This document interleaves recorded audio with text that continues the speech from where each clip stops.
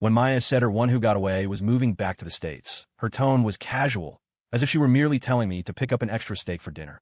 I smiled and said that was fine. I even volunteered to drive to the airport and organized a welcoming dinner at a steaming, authentic Szechuan hot pot spot downtown. At the table, they chatted effortlessly, drifting from old college poetry to the philosophy of life. I sat there like an extra on a movie set, quietly poaching beef slices for them. When the check finally came and the man reached for his wallet, Maya beat him to it, tapping her phone against the terminal before he could blink. She looked back at me with a grin, saying she didn't want a guest to have to pay. In that moment, looking at that familiar smile, something deep inside me went stone cold. Some things can't be smoothed over, no matter how much comfort food you put on the table. Caleb, Lucas is coming back home. Maya's voice drifted in from the kitchen, sounding thin over the roar of the range hood. I was sitting on the living room sofa, scrolling through a mind-numbing quarterly fiscal report. My fingers hitched for a split second at the name. Lukasz Kent. The name was like a glass marble forgotten in a corner, dusty, yet still capable of tripping you up. He was the boldest stroke of color in Maya's youth, the name she'd mumble under her breath after one too many glasses of wine. He was the shadow that had hung over our 3-year marriage, visible but untouchable. He was her white moonlight. I closed my laptop and walked toward the kitchen. Maya was wearing the little bare apron I bought her, head down as she sliced tomatoes. The knife hit the bamboo cutting board with a steady, rhythmic thud. In the warm glow of the kitchen lights, her profile looked incredibly soft. Her long lashes cast shadows that hid whatever she was feeling. "When's the flight?" I leaned against the doorframe, my voice as level as if I were asking about the weekend weather. "Tuesday afternoon, 3 o'clock, she said, her hands never stopping. "He said he wanted to see me. He should," I nodded. I walked up behind her, wrapping my arms around her waist and resting my chin on her shoulder. "After all, you guys were close in college. It's been years. I'll go to the airport with you. We can't have you picking him up all by yourself."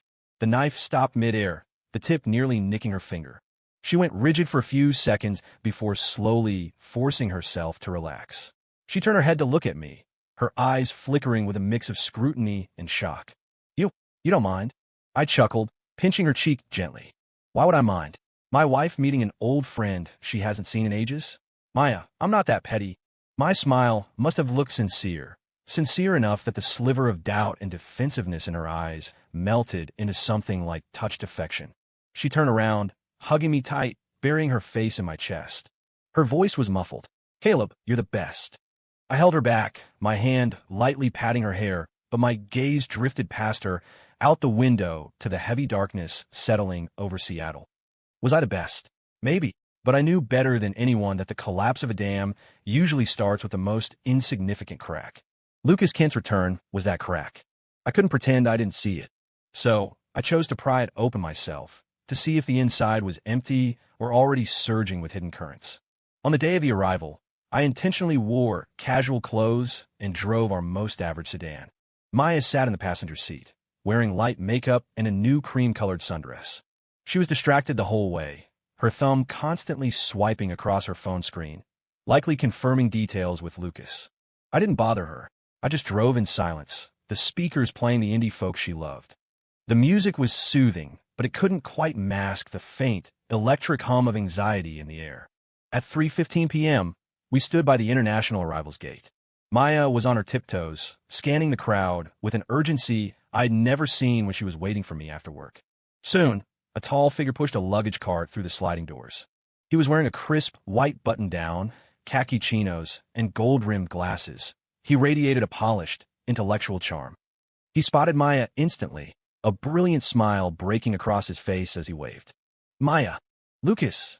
Maya practically jogged toward him. They stopped about 2 feet apart. No hug, but there was a palpable magnetic pull between them. "You look exactly the same. You haven't changed a bit," Lucas said, his eyes lingering on her with unshielded admiration and nostalgia. "Neither have you." Maya's cheeks were flushed. She tucked a strand of hair behind her ear, looking almost shy. I strolled up behind them, letting out a perfectly timed cough. Maya snapped out of it, quickly grabbing my arm to introduce me. "Oh, Lucas, this is my husband, Caleb Thorne." Then she turned to me. "Caleb, this is Lucas Kent." "Nice to meet you, Mr. Thorne." Lucas extended his hand. His smile was polished, but his eyes did a lightning-fast sweep of me, from my sneakers to the unremarkable digital watch on my wrist. There was a polite condescension in that look, a well-hidden sense of superiority. "Nice to meet you, Lucas. Welcome back to the States." I shook his hand, my grip neither too firm nor too soft. "Long flight. Let's get you some food. We're taking you out for a welcome-back dinner." "I really shouldn't impose," Lucas said smoothly, though his eyes stayed on Maya. "It's no imposition at all," I said before Maya could speak, my smile growing warmer.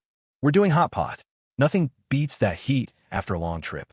I know a spot in the International District that's the real deal. I'm sure you'll love it." I clapped a hand on Lucas's shoulder, guiding him toward the parking garage, intentionally ignoring his brief stiffening and the flicker of complicated emotion on Maya's face. Every showdown needs someone to pull the curtain. If that was the case, I'd be the one to do it. The place I chose was a hole in the wall in an old alleyway, gritty, loud, and thick with a heavy, mouth-watering aroma of spicy beef tallow. The moment Lucas stepped inside, his brow furrowed almost imperceptibly. He was clearly used to places with white tablecloths and hushed conversations. "The decor is a little rough," I said, acting like I hadn't noticed his expression as I pulled out a chair by the window. "But the flavor is unbeatable." Maya used to love these kinds of authentic, lively spots. I put a slight emphasis on the word used. Maya's expression shifted slightly. She forced a smile. "Yeah, it's lively." Lucas quickly adjusted his mask, returning to his gentle persona as he unbuttoned his top collar and sat down. "When in Rome, right? I missed this kind of atmosphere while I was abroad."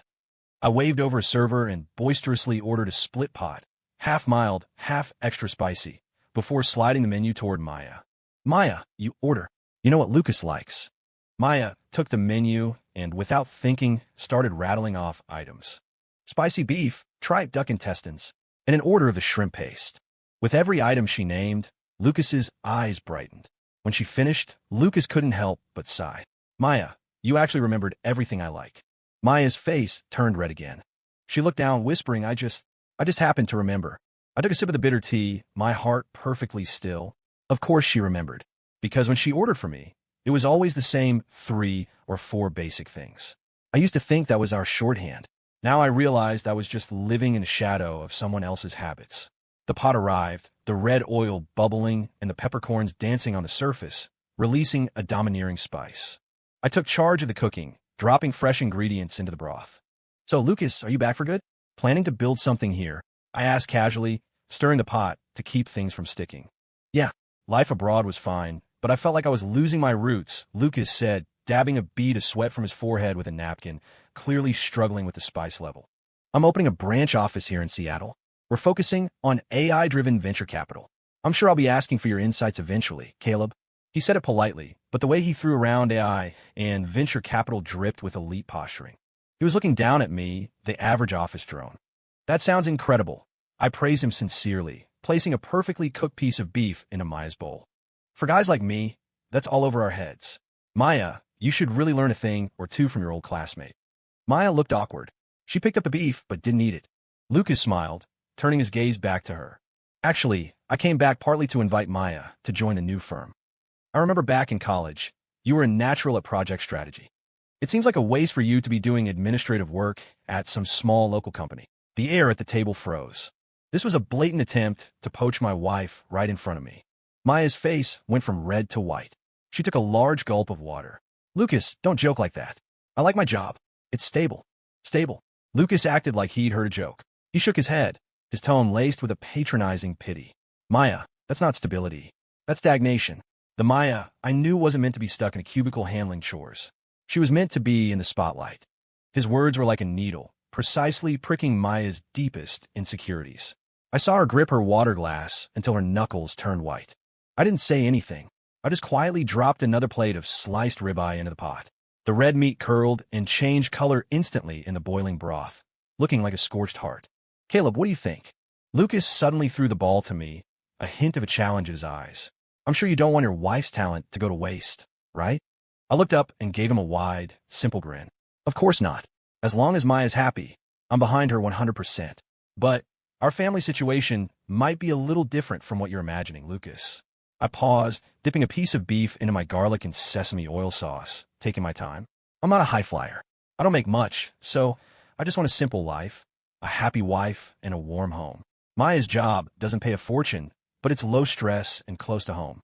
She can be back every day in time for us to have dinner together. I think it's great. I looked Lucas dead in the eye. After all, in a marriage, someone has to be the anchor, right? My words were a bucket of cold water on the ambitious fire Lucas was trying to light.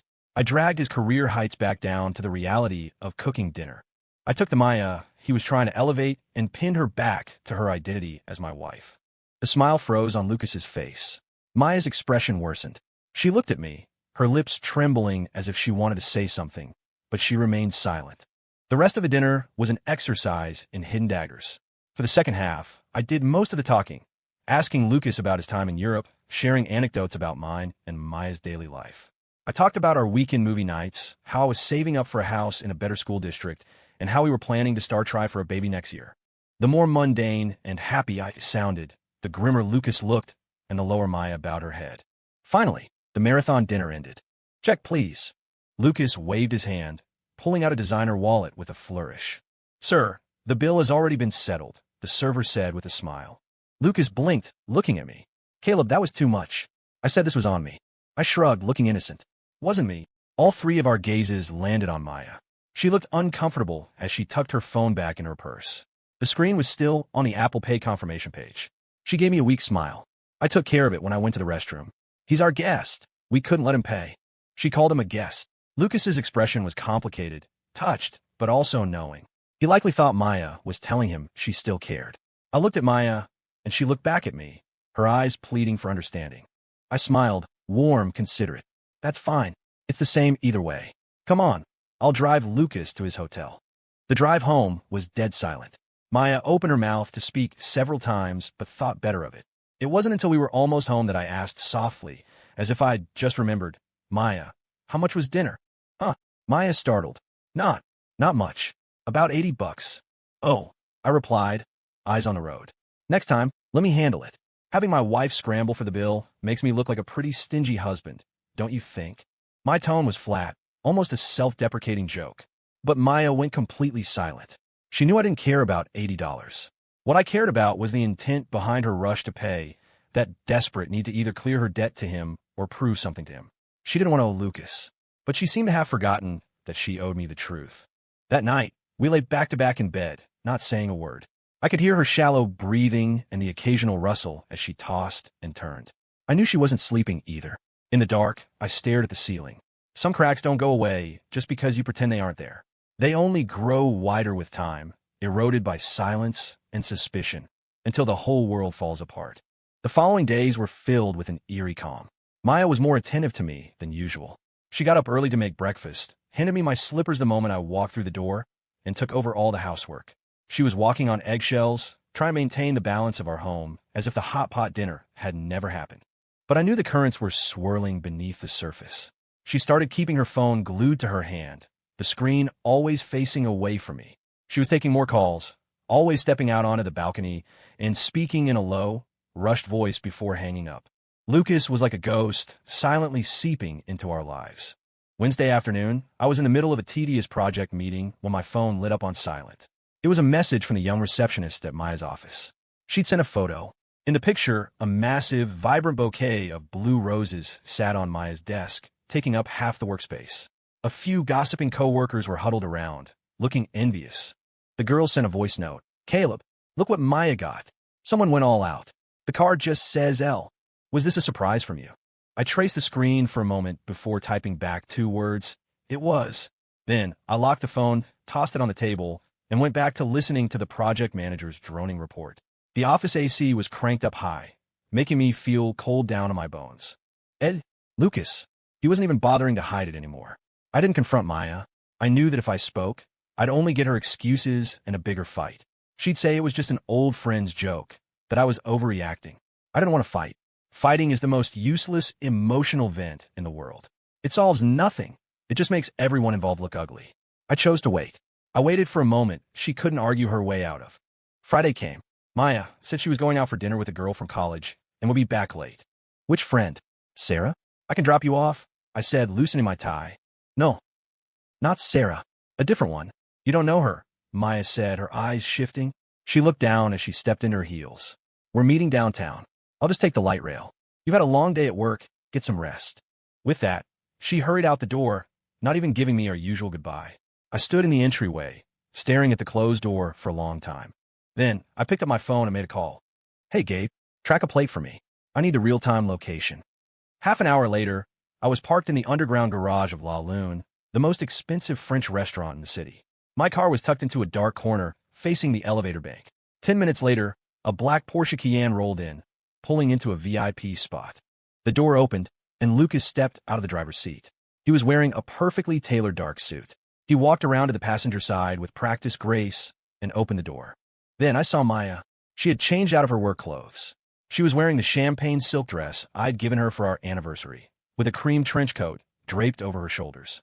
Her makeup was flawless, her hair styled to perfection. In the bright garage lights, she looked painfully beautiful. She'd lied to me. The girls' night was actually a romantic dinner with her white moonlight at a place like this. I sat in my car, looking through the tinted glass, watching them silently. Lucas gallantly offered his hand. Maya hesitated for a second before taking it. They walked toward the elevator side by side, the picture-perfect couple. My heart felt like it was being crushed by an invisible hand. I leaned back against the headrest, closing my eyes as the last 3 years flashed through my mind. Our first meeting at a friend's party where she'd gotten too drunk and I'd stayed up all night, making sure she didn't get sick. Our first date at a taco truck where she'd laughed with salsa on her nose. The day I proposed, no fancy ring, just the keys to a condo with a fresh mortgage. I'd been so nervous, my palms sweating as I told her, "Maya, I might not be able to give you the best of everything, but I'll give you everything I have. Will you marry me?" She had cried and said yes.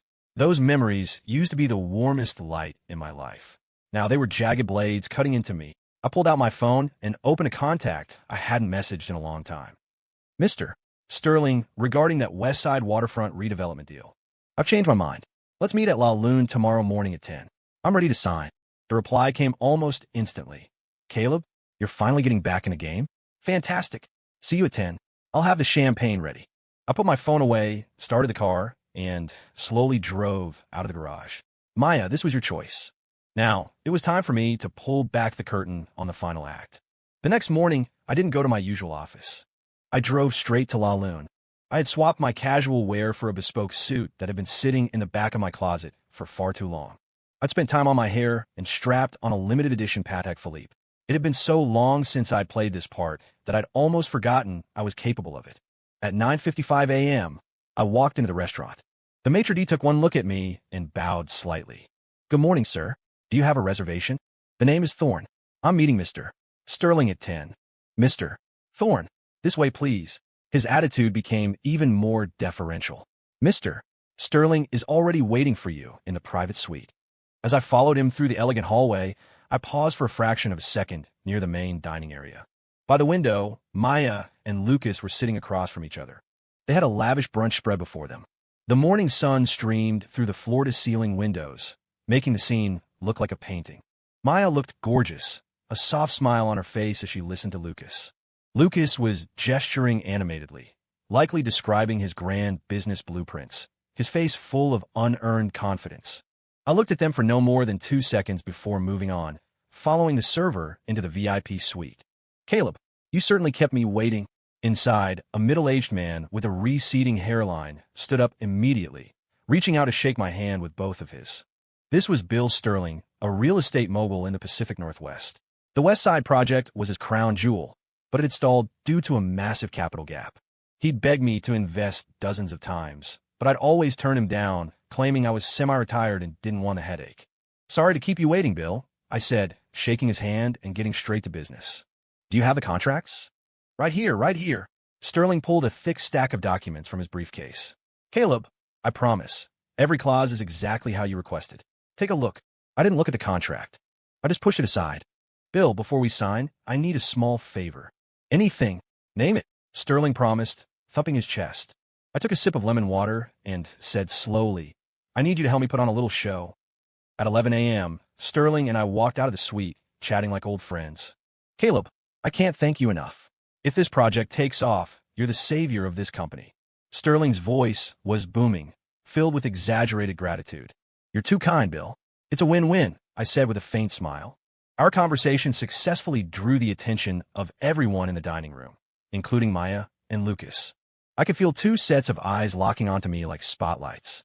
I acted as if I just noticed them, my face showing the perfect amount of surprise. Maya? Lucas? What a coincidence. Are you two having brunch? Maya's face went ghost white. The silver spoon in her hand hit the saucer with a sharp clink.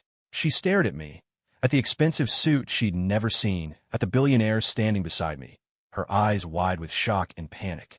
Caleb? What? What are you doing here? Her voice was trembling. Lucas reacted faster. He stood up, and while he looked surprised, there was more scrutiny in his gaze.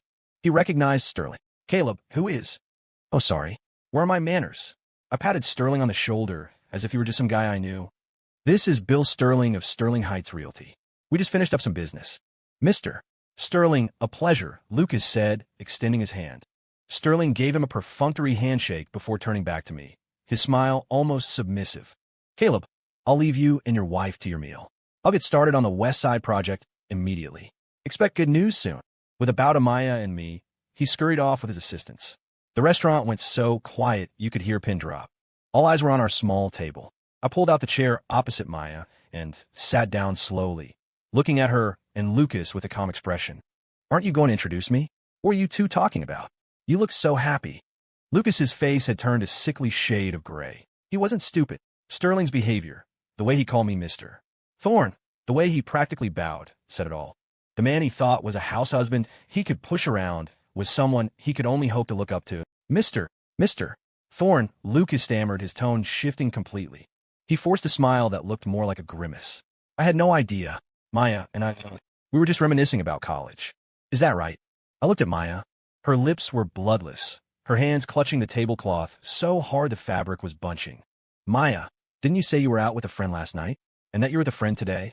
My voice wasn't loud, but it hit her like a sledgehammer. She flinched, her eyes turning red instantly. I. She opened her mouth, but not a single word of explanation came out. The shame of being caught in a lie, the shock of my revealed identity, and the guilt of her betrayal weighed on her like lead. I didn't press her. I simply reached into the inner pocket of my suit and pulled out a document, placing it gently on the table. The cover had bold, black letters. Petition for dissolution of marriage. Maya's pupil shrunk, as if she were looking at something terrifying. Caleb, you. I gave you chances, Maya. I interrupted, my voice cold as ice. From the day Lucas came back, from the moment you lied about picking him up, to the blue roses, to last night. I waited for you to be honest with me. Over and over. But you never were. You chose to lie. You chose to sit here with him, planning a romantic future. I turned to Lucas, who had instinctively stepped back, avoiding my eyes. Lucas, didn't you want to give Maya a better platform to show her talent? Now's your chance. I curled my lip into a cold smile. I'm walking away from everything. At the words walking away, Lucas's eyes flared with a brief spark of greed. Maya, however, looked like her soul had been scooped out. She collapsed in her chair, tears streaming down her face. I stood up and looked down at them. But let's be clear about one thing. The house we live in, every car I own, and all the stocks and investments in my accounts are premarital assets. My legal team has already verified the trust. When I say I'm walking away, I mean I'm waiving my right to my half of our community property, the stuff we earned together in the last 3 years. Our joint savings account has about $30,000. Per the agreement, you get 15. Also, that car you're driving, it's in my name. I'll be taking the keys back. My words were a scalpel, peeling back the bloody reality of the situation. The spark in Lucas's eyes died instantly, replaced by a look of sheer horror. Maya had moved from silent tears to choked-up sobbing. Caleb, she reached out to grab my sleeve, her voice broken. Please, I was wrong. I was so wrong. Just give me one more chance, please. I looked down at her, at the face I had loved for so many years. I used to think that if I gave someone my whole heart, I could warm a stone. Now I realized hearts aren't stones. Stones don't have feet. They don't run away. But hearts do. A chance. I gently but firmly pried her fingers off my sleeve, one by one. Maya, the moment you chose to lie to me, you used up every chance you ever had. I pulled my sleeve away and gave her one last look. There was no tenderness left, no love. Just an exhausting, hollow disappointment. Sign the papers. Don't make this uglier than it already is. I turned and walked out without looking back. Behind me, Maya's sobbing turned into a scream, and Lucas stood there with a face full of shifting shadows. The sun was still bright, and the restaurant's piano music was still playing. But for the first time in a long time, my world was quiet. The moment I stepped out of La Lune, I let out a long, heavy breath. The tension that had been building in my chest for days seemed to dissipate with that one exhale. The sky was a brilliant blue, the clouds were white, and even the sound of city traffic didn't seem so grating anymore. I didn't go back to the office. Instead, I drove down to the waterfront.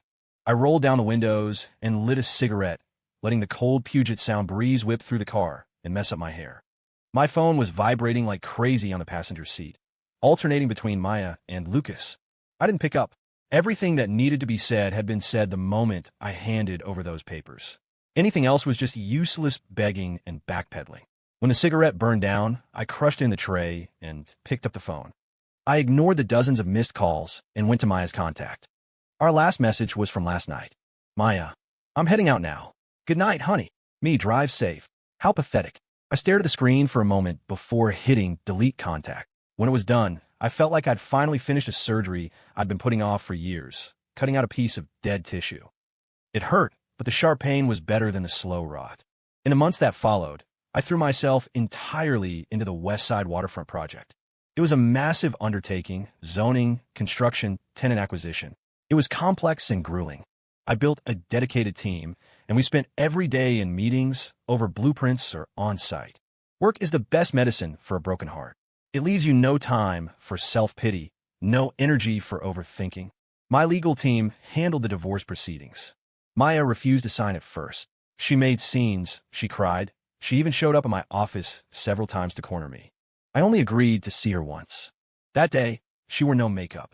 She was in a simple white t-shirt and jeans, her hair in a messy ponytail. Her eyes were puffy and red. She looked completely drained. She blocked my office door, and the tears started the moment she saw me. Caleb, we need to talk. I dismissed my assistant and closed the door. There's nothing to talk about, Maya. My lawyers explained the terms. I sat behind my desk, my voice detached. I'm not here to talk about the money. She stepped forward, hands gripping the edge of my desk, her body trembling. Caleb, I know I messed up. I was an idiot. I was blinded. Just give me this one time, just once. Let's start over. Start over. I looked at her, almost finding it funny. How? We pretend none of this happened. Maya, how could I ever trust you? Every time you're late, I'd be wondering if you're actually at work or on another date. Every time you smile at me, I'd be wondering what lie is hidden behind it. My words turned her face even paler. I won't. I swear. Never again. She sobbed. Lucas and I are over. The moment he saw those papers and realized who you were, he stopped calling me. He was a fraud. A total jerk. Whether he's a jerk or not isn't my concern, I said calmly. I just know that for him, you lied to me. That's enough. Maya, we're adults. We have to live with our choices. I gave you my love, not a license to betray me. That was the final straw. She collapsed to the floor, weeping like a helpless child. I didn't go to comfort her. I just watched her, feeling nothing but a strange numbness. The heart that had once burned for her had gone cold at that hot pot table months ago. Eventually, she signed. Our 3-year marriage ended in a way I never could have predicted. When the paperwork was finalized, I had her things packed and sent via movers to a small apartment she was renting in an older part of town. I didn't go up. I just stood by the truck, watching the movers carry the boxes. One box wasn't sealed properly, and I saw the ear of a plush bear poking out, the one I'd bought her. I turned away and started the car. In the rearview mirror, the gray apartment building grew smaller and smaller until it vanished. Goodbye, Maya. Goodbye to the version of me that thought love was enough. Epilogue, 6 months later. The first phase of the West Side Waterfront project was completed ahead of schedule, and the tenant acquisition had far exceeded our initial projections. At the gala celebration, I found myself being toasted by everyone in the room. Feeling the weight of the alcohol, I decided to make an early exit. My driver dropped me off at my new penthouse. It was a sprawling modern space with a massive terrace that offered a panoramic view of the Seattle skyline. I stood out there, letting the cool night air sober me up. My phone buzzed. It was a message from an unsaved number. Caleb, are you awake? I walked past our old place today. The ginkgo trees are all yellow now. They're beautiful. You used to say that when the leaves turned, you'd take me there for a photo shoot. Is there still a chance for us? It was Maya. I looked at the text for a long time, the words feeling like echoes from a different life. I didn't reply. Just then, another notification popped up. This one was from Harper, my project director. She was brilliant, driven, and over the last 6 months, we had become an incredible team. Caleb, did you make it home okay? Tonight was a huge success. Everyone worked so hard for this. By the way, you mentioned being interested in contemporary art. A friend of mine is hosting a small gallery opening on Capitol Hill this weekend. Would you be interested in checking it out with me? I looked at Harper's message, then back at Maya's desperate, hollow plea. A sudden sense of clarity washed over me. I locked my phone and set it on the table, turning my gaze back to the city lights. The past was a closed book, and for the first time in years, I was actually looking forward to the next chapter. Story complete.